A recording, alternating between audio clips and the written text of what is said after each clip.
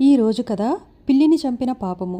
పూర్వం ఒక గ్రామంలో గురవయ్య అని ఒక షావుకారు ఉండేవాడు. అతను చాలా తెలివైనవాడు. ఆ తెలివంతా ఉపయోగించి ఎంతో డబ్బు సంపాదించాడు. డబ్బు సంపాదనలో ఎన్నో మోసాలు అన్యాయాలు చేస్తూ ఉండేవాడు. పరులకు అన్యాయం మోసం చేస్తే పాపం వస్తుందని అతనికి తెలుసు. చేసిన పాపాలు పోగొట్టుకోవడానికి కొందరు గుడి కట్టించడమో, ఓ చెరువు తవ్వించడమో, ఓ సత్రం వేయించడమో ఇలాంటి పుణ్యకార్యాలేవో చేస్తూ ఉంటారు.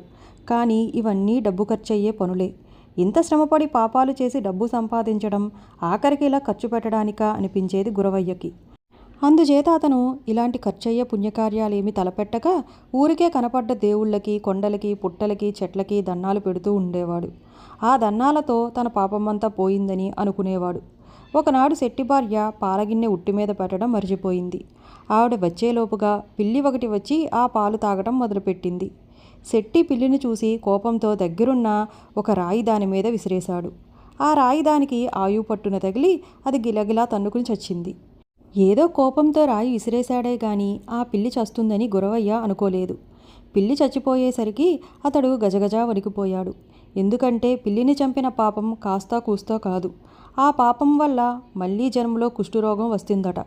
ఇది చాలా చెడ్డ పాపం కనుక ఉత్తిత్తి దన్నాలతో పోయేది కాదని తోచి గురవయ్య ఆ ఊరి శాస్త్రులు గారితో ఆలోచించడానికి వెళ్ళాడు. ఎవరి గురించో మాట్లాడుతున్నట్లు గురవయ్య ప్రసంగం మొదలుపెట్టాడు. శాస్త్రులు గారు, పిల్లిని చంపితే పాపం అంటారు, నిజమేనా అని అన్నాడు. అందుకు సందేహమేమిటి? పిల్లిని చంపితే బ్రహ్మహత్యా దోషం చుట్టుకుంటుంది అన్నాడు శాస్త్రులు గారు. అయితే ఈ పాపం పోవాలంటే ప్రాయశ్చిత్తం ఏమిటి అని అడిగాడు గురవయ్య. ప్రాయశ్చిత్తమా? ఆ చచ్చిన పిల్లి ఎంత ఉంటే అంత బరువుకి ఒక బంగారపు పిల్లిని చేయించి ఒక బ్రాహ్మణుడికి దానం ఇస్తే పాపం పోతుంది అన్నాడు శాస్త్రులు గారు. ఆ మాట వినేసరికి గుండె గుబేలు మంది గురవయ్యకి. శాస్త్రులు గారు, అయితే అందరికీ బంగారపు పిల్లుల్ని చేయించే శక్తి ఉండదు కనుక శక్తి లేని వాళ్ళ మాట ఏమిటి మరి అని అడిగాడు. అంత శక్తి లేకపోతే వెండితో చేయించివ్వచ్చు అని ఉపాయం చెప్పాడు శాస్త్రుడు గారు. సరే కానీ వెండి మాత్రం చౌకగా ఉందా శాస్త్రులు గారు? మరి దానికి కూడా మార్గం లేదంటారా అని అడిగాడు గురవయ్య. అందుకు శాస్త్రిగారు, ఎందుకు లేదు, మన పెద్దలు ఎక్కడికక్కడే మన తాహతుకు తగ్గట్లే చెప్పారు. వెండి పిల్లికి శక్తి లేని వాళ్ళు కంచు పిల్లినో, ఆసక్తి లేనివాడు ఇత్తడి పిల్లినో చేయించవచ్చు అన్నాడు. అక్కడికి గురవయ్య వదల్లేదు. ఆసక్తి లేకపోతే అని ప్రశ్న వేశాడు. అన్నింట్లోనికి కలిపి స్వల్పమైన దానం స్వయంపాకం అని తేల్చి చెప్పాడు శాస్త్రిగారు.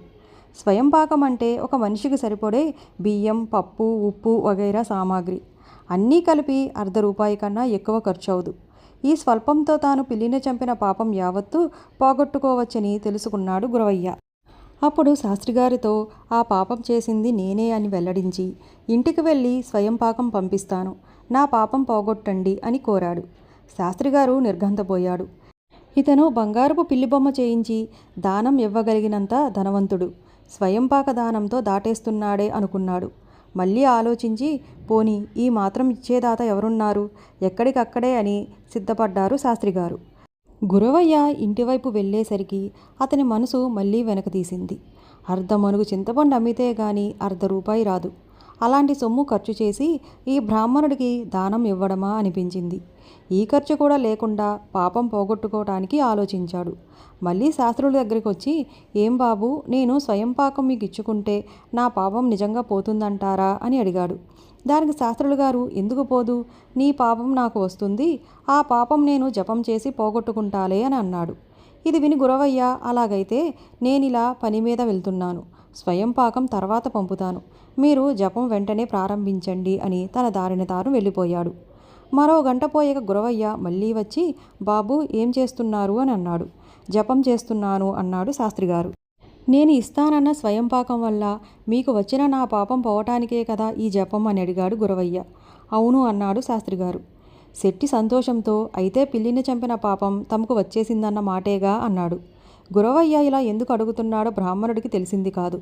శెట్టి చేసిన పాపం తనకు రాలేదంటే స్వయంపాకం ఎక్కడ పోతుందో అన్న భయం కొద్దీ, అవును వచ్చింది అన్నాడు శాస్త్రిగారు. మరైతే వస్తాను, ఇంకా సెలవు అంటూ గురవయ్య వెళ్ళిపోబోయాడు.